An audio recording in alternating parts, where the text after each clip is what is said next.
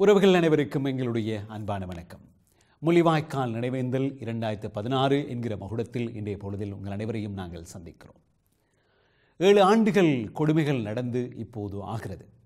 முள்ளிவாய்க்கால் என்கிற இடக்குறியீட்டு பெயர் தமிழர்கள் மீதான இனப்படுகொலையை, அவர்கள் மீதான விடுதலை போர் மிக கொடுமையாக ஒடுக்கப்பட்ட அந்த அடக்குமுறை சம்பவங்களை நினைவு கூறுகிற காலப்பகுதியாக அமைகிற ஒரு சூழலில் உண்மையில் முள்ளிவாய்க்காலில் என்ன நடந்தது என்பது பற்றிய சில சாட்சியங்களை இன்றைய நிகழ்ச்சியில் நாங்கள் கொண்டு வரவிருக்கிறோம். சில 100 மீட்டர்கள் தொலைவில் அமைந்திருக்கக்கூடிய பாதுகாப்பு வலயம் என்கிற ஒரு பிரதேசத்துக்குள் மக்கள் லட்சக்கணக்கில் குவிக்கப்பட்டு அவர்களை சுற்றிலுமிருந்து தாக்குதல் நடத்தக்கூடிய தாக்குதலுக்குரிய பலவீனமான கன்னிகளாக அவர்கள் வைக்கப்பட்டிருந்தார்கள் என்கிற ஒரு செய்தி உலகம் முழுவதும் வாழ்கிற தமிழர்களை பொறுத்த வரைக்கும் அவர்களுடைய காதுகளை சென்றடைந்தாலும் அதனை நேரில் பார்த்த செய்மதிகள், பலவிதமான தொழில்நுட்ப உபகரணங்களோடு நேரில் பார்த்த பல உலக நாடுகள் இந்த விடயத்தை இன்னமும் குறைத்தும் மறைத்தும் வருவதை நாங்கள் பார்க்கிறோம். ஆக இன்றைய நிகழ்ச்சியில் மே மாதம் 17ஆம் தேதி வரை அந்த மண்ணிலே வாழ்ந்து அந்த மக்களோடு அந்த துன்பங்களை அனுபவித்து ஏதோ ஒரு விதத்தில் வெளிநாட்டுக்கு தப்பி வந்திருக்கிற 2 பேர் எங்களோடு இணைந்து கொள்கிறார்கள். பிரியன், இவர் முள்ளிவாய்க்காலில் கடைசி காலப்பகுதியில் அதனுடைய கடலோர பகுதிகளில் பலவிதமான வேலைகளை செய்து வந்திருந்தவர். அங்கு நடைபெற்ற நிகழ்வுகளை 7 ஆண்டுகள் கழித்து லண்டனுக்கு வந்திருக்கிற சூழலில் அவர் மீட்டி பார்க்கிறார். அதே போன்று இன்னும் ஒருவர் அருள்மாறன். இவர் பலவிதமான நிர்வாக வேலைகளை செய்திருந்தாலும் கூட கடைசி காலம் வரையில் அந்த மண்ணிலே இருந்தவர். இந்த 2 பேரும் அங்கிருக்கிற சம்பவங்களை இன்று எங்கள் முன் காட்சிகளாக, மனப்பதிவுகளாக வெளியில் கொண்டு வருகிறார்கள். அவர்கள் இருவரையும் நாங்கள் சந்திக்கலாம். முதலாவதாக நிகழ்ச்சியினுடைய ஆரம்பத்தில் பிரியன் அவர்களை நாங்கள் சந்திக்கிறோம். பிரியன், வணக்கம். எங்களோடு இணைந்து கொண்டமைக்காக நன்றி. மிகவும் துன்பகரமான கஷ்டமான நினைவுகளை ஞாபகம் மூட்டுகிறோம் என்று சொன்னாலும் இவை ஞாபகங்கள் உங்களுக்கு மறந்து போகவில்லை என்கிற ஒரு சூழலில் நீங்கள் எங்களோடு அவற்றை பகிர்ந்து கொள்ள வந்திருக்கிறீர்கள். முதலாவதாக இந்த முள்ளிவாய்க்கால் என்கிற இந்த பெயரை நாங்கள் சொல்கிற பொழுதோ ஒரு கிராமம், ஒரு கடலோர பகுதியில் இருந்தக்கூடிய ஒரு மக்களுடைய வாழ்விடம் என்பதை குறிப்பதற்கு பதிலாக மிகப்பெரிய ஒரு அவலத்தை, மக்கள் மீதான கொடுமைகளை அடையாளப்படுத்துகிற ஒரு இடம் என்று தான் நாங்கள் பார்க்க வேண்டும். உண்மையில் அந்த முள்ளிவாய்க்கால் என்கிற பிரதேசத்துக்குள் மக்கள் இருந்த பொழுதோ அங்கு நீங்கள் பார்த்த விடயங்கள், உண்மையில் அந்த முள்ளிவாய்க்கால் என்பது எப்படி இருந்தது, மக்கள் எங்கே இருந்தார்கள், அதனை சுற்றி தாக்குதல் எவ்வாறு நடந்தது, அந்த காட்சிகளை, உங்களுடைய மனப்பதிவுகளை ஒரு முறை சொல்வீர்களா? ஒரு பக்கம் கடல், இப்போ அதாவது இப்போ நாங்கள் தள்ளப்பட்டு இப்படி நாங்கள்னு சொன்னால் புதுக்குடியிருப்பு எடுத்து பார்த்தீங்கன்னா சாலையில் ஒரு தொடுவாய், சுண்டிக்குளம் தொடுவாய், ஒரு தொடுவாய், அது அப்படியே ஒரு வளைவு வட்டமாக அப்படின்னு சொன்னால் ஒரு பானா வடிவில் வருது. இங்கெல்லாம் நந்திக்கடல், இங்கெல்லாம் கடல், அப்படியே சுற்றி ஒரு தொடுவாய். என்ன நந்திக்கடல் ஒரு தொடுவாய் வளைய மடத்தோடு வரும். வளைய மடம் காட்டாந்தனியார் கோயில்னு சொல்லி அந்த அந்தோனியார் கோயில் தொடுவாயோட அந்த ஆறு நந்திக்கடல் ஆறு நிற்கிது. இஞ்சால சுண்டிக்குள ஆறு சாலை மாத்தலன் அந்த இதோட தொடுவாய். அப்போ அதுக்கு உள்ளதான் மக்கள் இருந்த கடைசியாக அப்படியே குறுகி மக்கள். அப்போ அந்த ஆறு வந்த உடனே அந்த ஆற்றை தாண்டி மூவ் எடுக்கிறதுக்கு ஆமி சரியாக கஷ்டப்பட்டோம். அப்போ கவர்மெண்ட் கஷ்டப்பட்டோட இப்போ இதுக்குள்ளே அந்த குறுகிய இதுக்குள்ளே தான் நிறைய அந்த தமிழத்துக்கு இருந்த மக்கள் அவ்வளோ வரும்.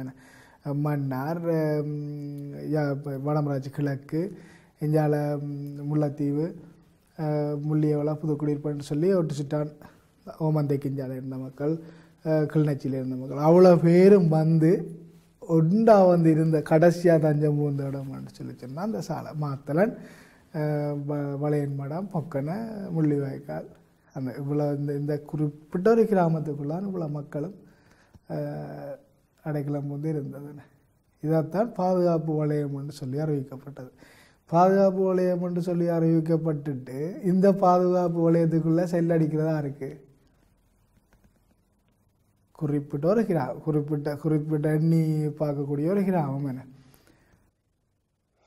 உண்மையில் யார் தாக்கினார்கள் பிரியன்? அதாவது அந்த ஒரு கடலோர பகுதியில் இந்த மக்கள் விளைக்கப்பட்டிருந்தார் சொல்லி யார் தாக்கியது? விமானப்படை தாக்கியதா, இராணுவம் தாக்கியதா, தாக்குதல் நடத்தியவர்கள் யார்?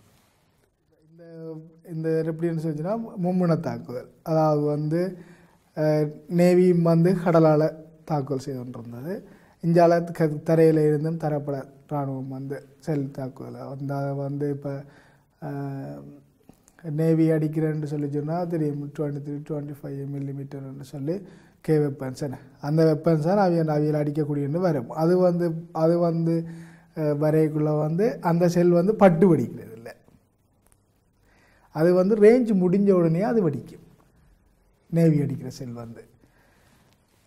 குறிப்பிட்ட 7 கிலோமீட்டர் கிட்ட அது அந்த தூரம் போகும். அது போன உடனே அவர் அது ஒரு இடம் முட்டாமலே அது வெடிக்க வைக்கிட்டோம்.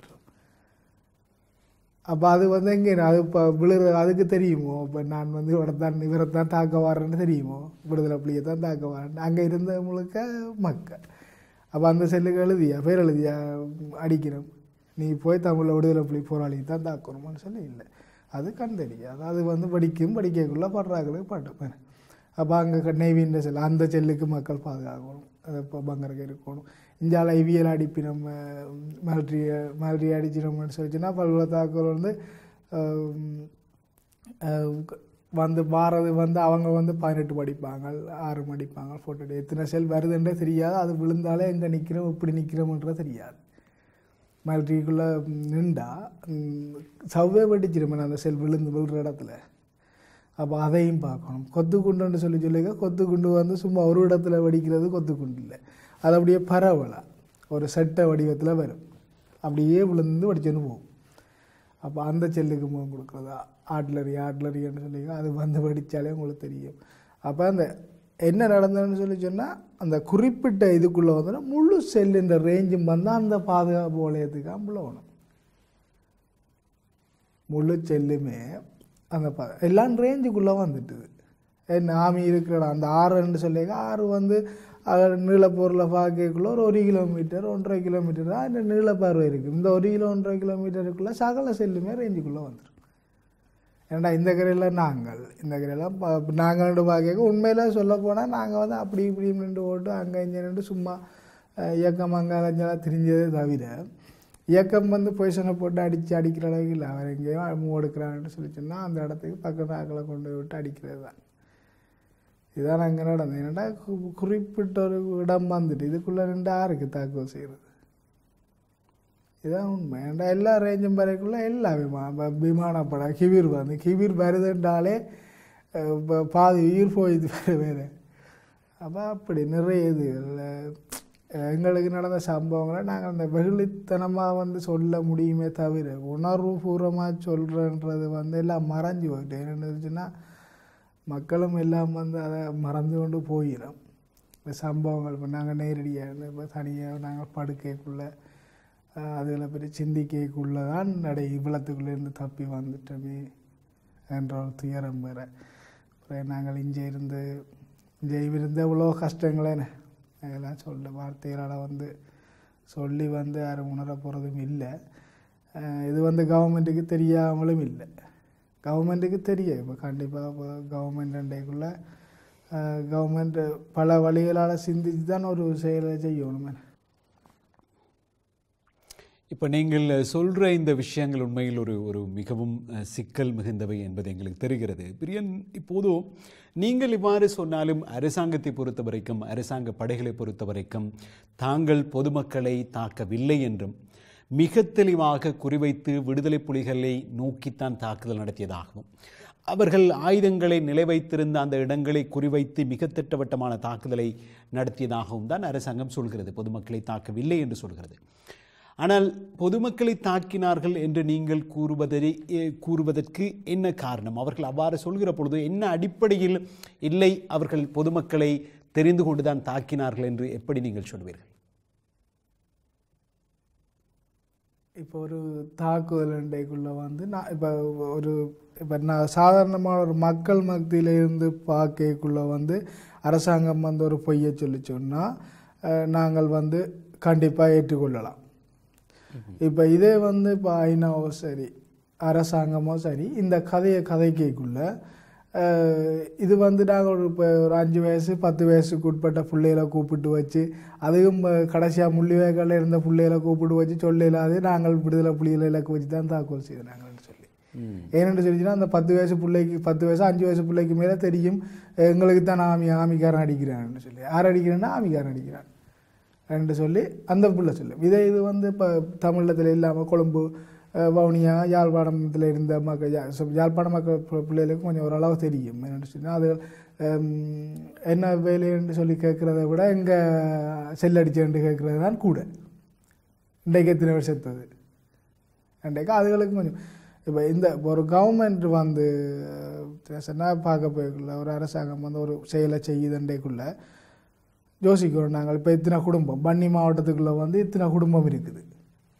இப்போ வன்னிக்குள்ளே வந்து ஓகே இத்தனை லட்சம் மக்கள் இருக்கணும் ரெண்டு சொல்லைக்குள்ளே வந்து அவியலுக்கு தெரியும் ஓகே இப்போ ஒரு 1000 பேர் இப்போ அவியல்கிட்ட கட்டுப்பாட்டுக்குள்ளே போயினோம்னு சொல்லி சொன்னால் ஓகே இப்போ 1 லட்சம் மக்கள் போயினோம் இப்போ இருக்கணும்னு சொல்லி சொன்னால் அதில் 1000 மக்கள் வந்துட்டோம் அப்போ மிச்சம் வந்து 9,000 சொச்சம் மக்களும் வந்து எங்கே இருக்கணும் அதாவது 90,000 மக்களும் வந்து வன்னிக்குள்ளே இருக்கணும்ன்ற கணக்கு வந்து அவியலுக்கு தெரியத்தானே வேணும் சரி இப்போ 10,000 மக்கள் வந்துட்டினோம் தங்களோட கட்டுப்பாட்டுக்குள்ளே 90,000 மக்களும் இதுக்குள்ளான இருக்கணும் என்ற ஒரு கணக்கு தெரியும் தானே இப்போ இதுக்குள்ளே 6 கிழக்க வச்சு அவிய அடிக்க போயினோம் ஒரு கணக்கு பார்க்க தெரியாத கவர்மெண்ட் அவியல் ஒரு பொய்யை சொல்கிறதுக்கு அதை மக்களோ ஐநாவோ ஏற்றுக்கொள்ளுதுன்னு சொல்லி சொன்னால் இதை எவ்வாறு ஏற்றுக்கொள்வது புலிகளை இலக்கு வச்சு தாக்கணும்னு சொல்லி சொன்னால் ஒரு குறிப்பிட்ட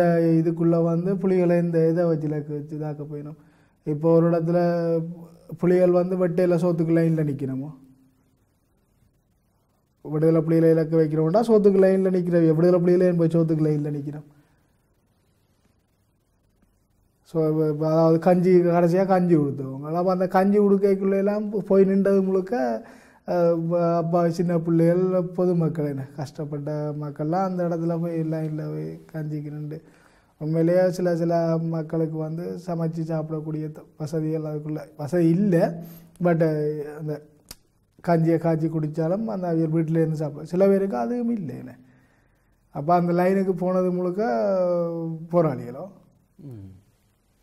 ஒரு பொய்யை சொல்லைக்குள்ளே பொருந்த சொல்லணும் அதை நான் ஐநா நம்புதுன்னு சொல்லிச்சுன்னா அப்போ ஐநாவும் எங்களை மாதிரி முட்டாளாயிட்டுது அப்போ ஐநா ஏன் இதனை ஏற்றுக்கொண்டது இப்படியான தகவல்களை ஐநா இந்த அடிப்படையில் என்ன காரணத்துக்கு ஏற்றுக்கொண்டது என்று நீங்கள் நினைக்கிறீங்க இப்போ ஐநா இதை ஏற்றுக்கொள்வது இல்லைன்னு சொல்லிச்சுன்னா நாங்கள் இப்போ எந்த பார்வையில் பார்க்குறேன்னு தெரியாது கிடையாது ஐநா கவர்மெண்ட்டுக்கு சப்போர்ட் பண்ணுன்னு தான் நாங்கள் சொல்லலாம் ஏன்னு சொன்னால் இத்தனை லட்சம் மக்கள் செத்தா பிறகும் எங்களுக்கு கொண்ட ஒரு தீர்மானம் இல்லை தீர்வு இல்லைன்னு சொல்லி சொன்னால் இது என்னதுக்கு ரைட் ஓகே நாங்கள் இப்போ எங்களை பயங்கரவாதிகள்னு சொல்லி நீங்கள் முத்திரை ஊற்றி வச்சிருக்கிறீர்கள் நாங்கள் பயங்கரவாதிகள்னு சொல்லி இப்போ ஆயுதம் மௌனிச்சிட்டு தானே இப்போ ஆயுத போராட்டம் மௌனிச்சிட்டுது இப்போ சார் இனி என்னதுக்கு எங்களை போட்டுட்டீங்க இப்போ திரும்ப நாங்கள் இப்படியெல்லாம் இருந்து சீரழிய வேண்டிய அவசியம் இல்லையே நாங்கள் இப்போ என்னத்தை கேட்குறோம் தமிழத்தை தான் கேட்குறோம் தமிழ் இல்லாமட்டுங்க எங்களுக்கு பிரித்து ஒரு இல்லையே பிரித்து தாங்க இது எங்களுக்குன்னு சொல்லி எங்களுக்கு ஒரு அமைச்சு எங்களுக்கு ஒரு நிர்வாகம் தந்தையர்னு சொல்லி சொன்னால் நாங்கள் எங்களை வாட்டில் எங்களை சொத்து சாப்பிட்டு கொண்டு இருப்போம் தானே இதைத்தானே நாங்கள் ஆண்டு கொண்டு கேட்குறோம் ஸ்ரீலங்கா சிறிய ஒரு இப்போ கேட்டாவது நான் சில சிங்கள மக்களோட கதை கேட்கலாம் அவைய சொல்லிடணும் ஸ்ரீலங்கா ஒரு சின்னன் இதை என்னென்று உங்களுக்கு பிரித்து தரேன்னு சொல்லி கேட்கணும் எங்களுக்கு பிரித்து தரேன்னா இப்போ யாருக்கு பிரித்து கொடுக்க போகிறீங்க அப்போ காலம் பூரா சிங்கள மக்களுக்குள்ளேயே நாங்கள் வாழணுமோ தமிழ் மக்கள் அப்போ எங்களுக்குன்னு சொல்லி ஒரு சந்தோஷங்கள் இது ஒன்றும் இல்லை நாங்கள் வந்து எங்களோட அன்றாட வாழ்க்கையில் புத்தி செய்கிறேன்னு சொல்லி சொன்னால் இன்னொரு இனத்துக்குள்ளே தான் நாங்கள் செய்வோமோ இப்போ ஒரு விஷயம் கேட்க வேணும் பிரியன் இப்போதும் இந்த போர் முடிந்ததுக்கு பிறகு ஒரு பெரிய அளவில் ஒரு சர்வதேச ரீதியாக நீதி கிடைக்க வேண்டும் என்கிற ஒரு போராட்டங்கள் தமிழர்களினால் முன்னெடுக்கப்படுகின்றன குறிப்பாக இந்த போர் மௌனமானதுக்கு பிறகு ஒரு இனப்படுகொலை என்றும் அந்த குரல்கள் பரவலாக ஒலிப்பதை நாங்கள் பார்க்கிறோம் நீங்கள் அந்த மண்ணில் இருந்து வந்து பலவிதமான துன்பங்களை இன்றும் இருக்கக்கூடிய விடயங்களை அப்படியே உள்ளதை உள்ளபடி சொல்லுகிறீர்கள் உண்மையில் இந்த நீதி கோருகிற இந்த போராட்டங்கள் அல்லது இந்த சர்வதேசத்தின் ஊடாக ஏதேனும் நீதி கிடைக்கும் என்கிற நம்பிக்கை உங்களுக்கு இருக்கிறது?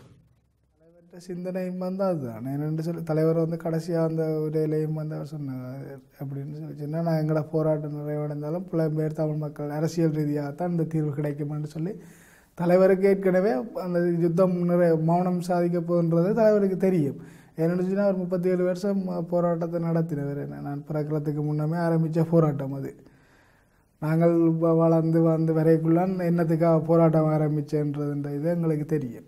அப்போ 37 வருஷம் அனுபவம் அவருக்கு இருந்தபடியே அவரை முதலே அதை ஊகிச்சிட்டார். ஓகே, யுத்தம் ஆயுத போராட்டம் மௌனிக்க போகின்றது, இனி அரசியல் போராட்டம்ன்றது அவர் சரியான இதில் அவருக்கு சரியாக குறிக்கோள் வச்சுருந்தால் அதை வந்து கடைசியாகவும் வந்து சொல்லி போட்டார்.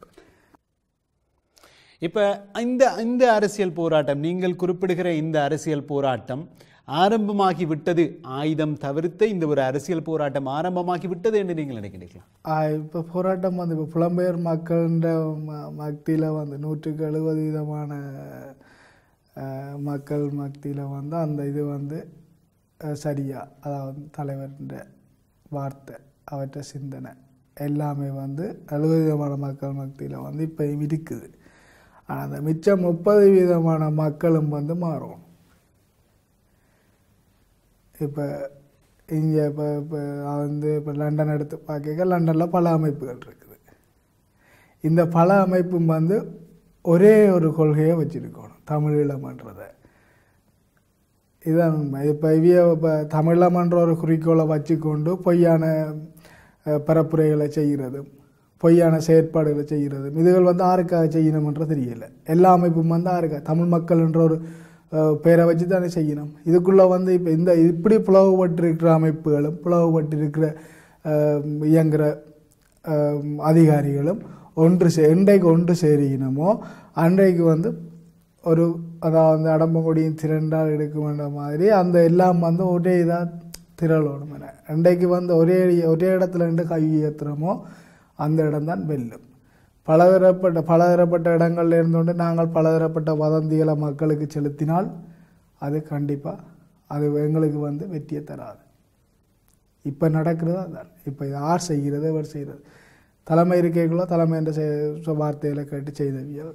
இன்றைக்கு தலைமை வந்து மௌனமாக இருக்கைக்குள்ள இப்போ நாங்கள் அவற்றை சிந்தனைக்கு செயல் வடிவம் கொடுக்கணுமே தவிர அவற்றை சிந்தனைக்கு எதிர்மாறாக செய்கிற நாங்கள்னு சொல்லிச்சுன்னா நீங்கள் தமிழத்துக்காக போராட வேண்டிய அவசியம் இல்லை. உங்களால் ஏழுமண்டா வாங்க, சீமான் சொல்கிற மாதிரி என்னோட வாரால் வா, வராதால் போ, ஒதுங்கு.